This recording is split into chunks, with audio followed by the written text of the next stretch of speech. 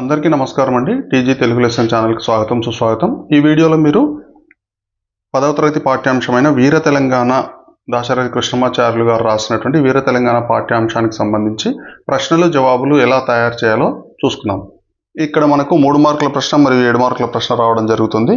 తప్పనిసరిగా ఈ పాఠ్యాంశం నుండి మనకు ఒక బిట్ ప్రశ్నలకు సంబంధించి ఒక బిట్ తప్పనిసరిగా పబ్లిక్ పరీక్షలో వచ్చే అవకాశం ఉంది. ఈ ప్రశ్నలకు జవాబులు కొన్ని ఏమో పాఠ్యాంశంలోనే ఉంటాయి, కొన్ని ఇండైరెక్ట్గా ఉంటాయి. కాబట్టి వీడియో చివరి వరకు చూడండి. ప్రశ్నలకు జవాబులు సొంతంగా ఎలా తయారు చేయాలో నేను మీకు వివరించడం జరుగుతుంది. ఇది వీర తెలంగాణ పాఠ్యాంశానికి సంబంధించిన పేజీ.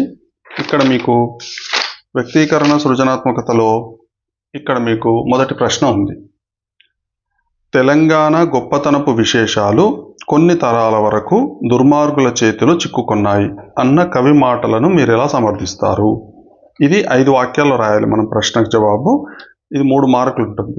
5 కాకపోయినా 6 వాక్యాలు రాస్తే 7 వాక్యాలు రాస్తే 1-2 వాక్యాలు కొంచెం అక్షర దోషాలు ఉన్నా కూడా మీకు 5 పూర్తి వాక్యాలు ఉంటే మీకు 3 మార్కులు పడే అవకాశం ఉంటుంది.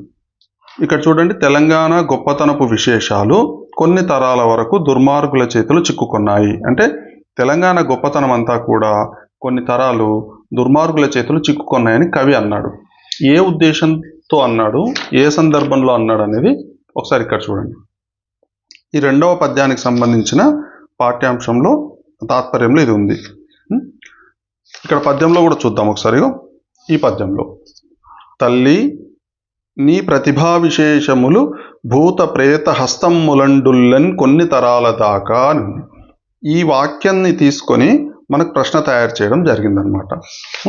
ఇక్కడ మనకు 2వ పద్యానికి సంబంధించి తాత్పర్యంలో ఉంటుంది. అమ్మా తెలంగాణమా, నీ గొప్పతనపు విశేషాలు కొన్ని తరాల వరకు దుర్మార్గుల చేతిలో చిక్కుకున్నాయి. దీనికి ముందు దీని వెనక ఏ రకమైన జవాబు లేదు. మనకు కేవలం ఈ వాక్యం మాత్రమే ఉంది. ఈ వాక్యం ఆధారంగా చేసుకొని మనము దీనికి ముందున్న చరిత్ర వెనుకున్న చరిత్ర రాయవలసి ఉంటుంది. అంటే తెలంగాణలో పరిపాలించిన గత రాజులందరూ కూడా గొప్ప ఖ్యాతిని పొందిన రాజులు. వీళ్ళ చరిత్ర అంతా కూడా కొంతకాలం అంటే కొన్ని తరాల తర్వాత వీరి త్యాగము, వీరి గొప్ప కీర్తి అంతా కూడా దుర్మార్గుల చేతిలో చిక్కుకుంది అంటున్నాడు. దానికి ఏ ఉద్దేశంతో అన్నాడు అనేది ఒకసారి మనం చూద్దాం. ఇక్కడ చూడండి, ఈ జవాబు చూడండి. మీకు కరెక్ట్ సరిపోయే జవాబు నేను ఆల్రెడీ రాశాను. రాసిన జవాబును చదువుతాను. 1-2 సార్లు మీరు చూడండి. తెలంగాణ గొప్పతనం కొన్ని తరాల వరకు దుర్మార్గుల చేతిలో చిక్కుకుంది. హెడ్డింగ్ పెట్టండి. ఈ ప్రశ్నకు సరైన పాయింట్ను హెడ్డింగ్ పెట్టాలి.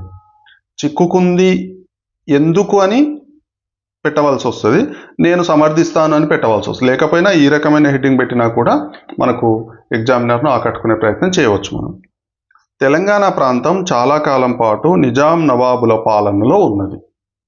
కుతుబ్ షాహీ వంశస్థులు గోల్కొండ ప్రాంతాన్ని రాజధానిగా చేసుకొని తెలంగాణను చాలా కాలం పాలించారు. 1687వ సంవత్సరంలో ఔరంగజేబు గోల్కొండ కోటను నాశనం చేసి తెలంగాణ ప్రాంతాన్ని స్వాధీనం చేసుకున్నాడు. ఇక్కడ ఈ పాయింట్ మీరు ఖచ్చితంగా మెన్షన్ చేయవలసి ఉంటుంది జవాబులో. ఇది మంచి పాయింట్ అన్నమాట. ఈ పాయింట్ ఉంటే మీకు 3 మార్కులు పడే అవకాశం ఉంటుంది. తర్వాత నవాబులు తెలంగాణ ప్రజలను పీడించి బలవంతంగా పన్నులు వసూలు చేసి వారి విలాసాలకు వైభోగాలకు ఖర్చు చేశారు. ప్రజలు కొన్ని సందర్భాలలో బానిసలలాగా బ్రతకవలసి వచ్చింది. సంక్షేమ కార్యక్రమాలు ఏమాత్రం అమలు చేయలేదు. ఇది నవాబుల గురించి, కుతుబ్షాహీ వంశస్థుల గురించి లేదా తర్వాతి నిజాం నవాబుల గురించి కొన్ని సందర్భాలలో ప్రజలు పడిన ఇబ్బందులను గురించి తెలియజేయడం జరిగింది. కానీ తెలంగాణలో కొన్ని ప్రాంతాలలో సామంతరాజులు, చక్రవర్తులు మంచి పాలనను అందించారు.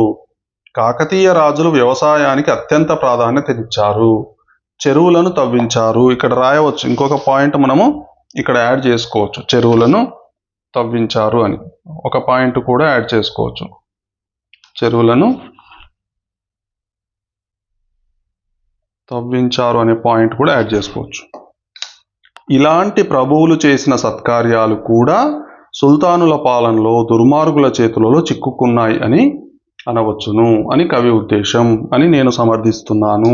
ఇది ఏ రకంగా రాసినా సరిపోతుంది. అంటే అంతకుముందు కాకతీయులు కానీ చాళుక్య రాజులు కానీ చేసిన సేవలన్నీ, చేసిన గొప్పతనమంతా, ఖ్యాతి అంతా కూడా నిజాం నవాబుల కాలం నాటికి ఇక్కడ ఏమైంది, దుర్మార్గుల చేతిలో చిక్కుకున్నాయి అని చెప్తున్నాడు అన్నమాట.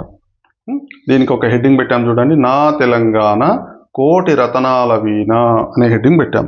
ఈ హెడ్డింగ్ను చిన్నగా మీరు కొంచెం క్రేయాన్తో ఫిల్ చేశారనుకోండి, చూడడానికి వెంబడే మీరు హెడ్డింగ్ పెట్టినట్టు కనిపిస్తుంది, కొటేషన్ పెట్టినట్టు కనిపిస్తుంది, చూడడానికి కూడా చాలా అందంగా ఉంటుంది, ఎగ్జామినర్ని ఆకట్టుకుంటుంది, 3కు 3 మార్కులు పడే అవకాశం ఉంటుంది. ఇక్కడ మీరు ఎట్టి పరిస్థితుల్లో దీన్ని తప్పులు లేకుండా రాయవలసి ఉంటుంది. తప్పులు లేకుండా రాస్తే 3 మార్కులు పడే అవకాశం ఉంటుంది. ఇది ఇక్కడ మొదటి ప్రశ్నకు జవాబు. ఇప్పుడు రెండవ ప్రశ్నకు జవాబు చూద్దాం. చూడండి, అసలు రెండవ ప్రశ్న ఏంటో చూద్దాం. ఇది రెండవ ప్రశ్న.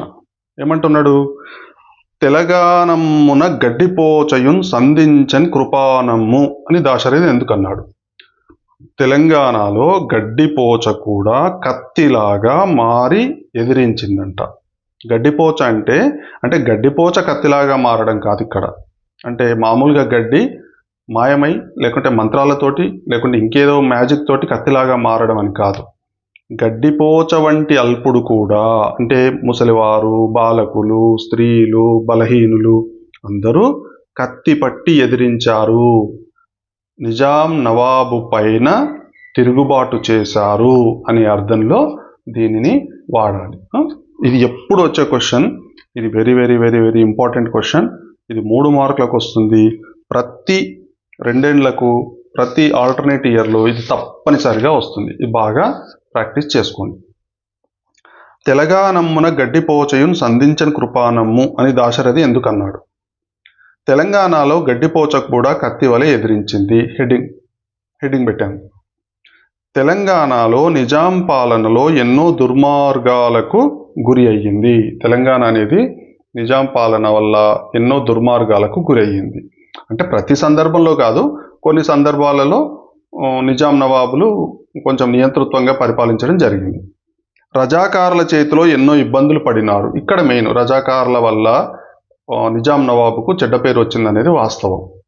ప్రజలను పీడించి పన్నులు వసూలు చేసినారు. రజాకారుల ఇబ్బందులకు తాళలేక ప్రతి తెలంగాణ పౌరుడు చిన్న పెద్ద తేడా లేకుండా పాలకులను ఎదిరించసాగారు.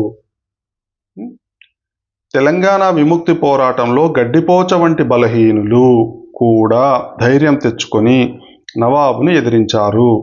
బలహీనులమని భయపడకుండా ప్రాణాలకు తెగించి పాలకులకు వ్యతిరేకంగా పోరాడినారు. ఇది రాయాలి మెయిన్గా. అంటే ఇక్కడ బలహీనులు అనే పదం తప్పనిసరిగా రావాలి, అల్పులు అనే పదం తప్పనిసరిగా రావాలి. సాయుధ పోరాటంలో ప్రతి చిన్న రైతు కూడా నవాబుకు వ్యతిరేకంగా పోరాటం సాగించినాడు. అల్పులు, బలహీనులు, స్త్రీలు, వృద్ధులు సైతం నిజాం నవాబును ఎదిరించిన సన్నివేశాన్ని దాశరథి తెలంగాణమున గడ్డిపోచయున్ సంధించను కృపానమ్మై అని అన్నాడు. దీనికి కొటేషన్ ఒకటి పెడదాం. నా తెలంగాణం ఎందరో వీరుల మాగాణం. మాగాణం అంటే పొలం, ప్రాంతం. నా తెలంగాణం అనేది ఎందరో వీరుల ప్రాంతం అని చెప్తున్నాడు. ఈ రకంగా మీరు ఈ ప్రశ్నకు జవాబు రాశారనుకోండి, దీనికి 3 మార్కులు పడే అవకాశం ఉంటుంది. ఎందుకంటే ఇక్కడ ప్రశ్నకు కరెక్ట్ హెడ్డింగ్ పెట్టాము, ప్రశ్న సందర్భాన్ని ప్రస్తావించాము, ప్రశ్నకు సంబంధించిన జవాబును మనం రాయడం జరిగింది. అంతేకాకుండా ఒక చిన్న ప్రశ్న అర్థమయ్యే విధంగా ఒక చిన్న కొటేషన్ కూడా మనం రాయడం జరిగింది. ఈ రకంగా మీరు జవాబు రాస్తే తప్పనిసరిగా పూర్తి మార్కులు పడే అవకాశం ఉంటుంది. 3వ ప్రశ్న చూడండి ఒకసారి. 3వ ప్రశ్న ఏముంది? తెలంగాణలో సంధ్యాభానువు మొదటిసారి ఉదయించాడని కవి ఎందుకన్నాడు? తెలంగాణలో సంధ్యాభానువు, భానువు అంటే సూర్యుడు. సూర్యుడు ఎప్పుడు ఉదయిస్తాడు? ఉదయం, అంటే ఉదయం సంధ్య. ఉదయం సంధ్యలో తొలిసారిగా ఎప్పుడు ఉదయించాడు అంటే, తొలిసారిగా ఉదయించడం అంటే బాగా ఇబ్బందులు పడ్డ ప్రజలు, బాగా అరాచకాలకు గురైన ప్రజలు స్వాతంత్రం పొంది స్వాతంత్ర గాలులు పీల్చుకున్నప్పుడు ఆ సూర్యుడు ఉదయించాడు అనే భావనలో కవి చెప్తాడు అనమాట. ఇక్కడ చూడండి, జవాబు చూడండి. హెడ్డింగ్ ఏం పెట్టాం? తెలంగాణలో సంధ్యాభానువు మొదటిసారి ఉదయించాడు. వాక్యంని అలాగే హెడ్డింగ్గా మార్చుకోవచ్చు, తప్పేం లేదు, ఇబ్బంది ఏం లేదు. తెలంగాణ గొప్పతనం విశేషాలు చాలా తరాల పాటు దుర్మార్గుల చేతుల్లో చిక్కుకున్నాయి. మొదటి ప్రశ్నకు జవాబులో సగం ఇక్కడే ఉంది. గొప్ప రాజులు చక్రవర్తులు అయిన కాకతీయ ప్రభువుల ప్రాబల్యం సైతం కానరాకుండా పోయింది. ఇందాక మనం అనుకున్నాం కదా, కాకతీయ రాజులు చెరువులు త్రవ్వించారు, వ్యవసాయానికి అత్యంత ప్రాధాన్యతనిచ్చారని. ఆ ప్రాబల్యం, ఆ గొప్పతనం ఈ నిజాం నవాబుల పరిపాలనలో అది మూసుకుపోయింది. ప్రజల జీవితాల్లో వెలుగురేఖలు లేకుండా పోయాయి. నిజాం ప్రభువులను తెలంగాణలోని బలహీనులు సైతం ఎదిరించారు. గడ్డిపోచ కూడా కత్తిలాగా మారి పోరాడిందని ఈ సందర్భంలో కవి అభిప్రాయపడినాడు. ఈ పోరాటాల ఫలితంగా 1948లో తెలంగాణలో నిజాం పాలన అంతమయ్యింది. తెలంగాణ రాజ్యం భారత యూనియన్లో విలీనమయ్యింది. ప్రజల కళ్ళలో ఉదయపు కాంతులు విరిశాయి, ఆనంద తాండవం చేసింది. అందుకే కవి ఈ సందర్భంలో తెలంగాణ ప్రజల జీవితాలలో సంధ్యాభానువు మొదటిసారి ఉదయించాడని చెప్పారు. నా తెలంగాణ వీరుల తెలంగాణ లేదా వీర తెలంగాణ అన్న సరిపోతుంది. అంటే ఇక్కడ మనకు చూడండి, హెడ్డింగ్ పెట్టాము. ఇంట్రడక్షన్లో ఎందుకోసం ఇక్కడ సంధ్యాభానువు ఉదయించడంతో వీళ్ళు ఎందుకు సంతోషపడ్డారు అనేది ఇక్కడ రాశాం. అసలు కారణం ఏంటి రాశాం.